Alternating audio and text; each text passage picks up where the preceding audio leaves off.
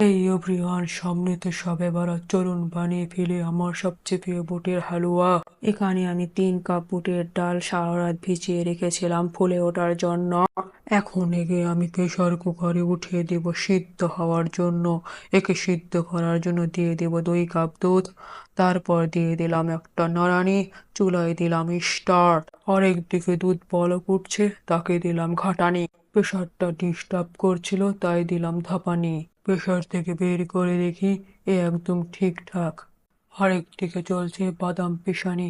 ডালকেও দিলাম এক পিষানি। পিষানি দিয়ে ওর হাল করেছি এই আমি। ওকে ভাজার পালা, তাই দিয়ে দিলাম ঘি আমি।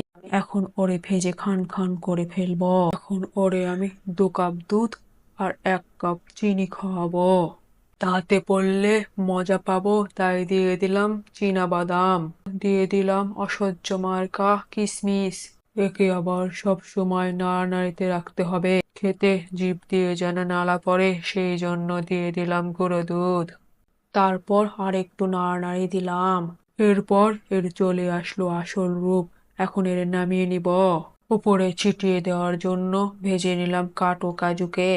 আপনি যদি গরিব হন তাহলে শুধু দিবেন চীনা। আমি বড়লোক, তাই দিলাম বড়লোকি বাদাম। ওকে, বাই বাই, টাটা।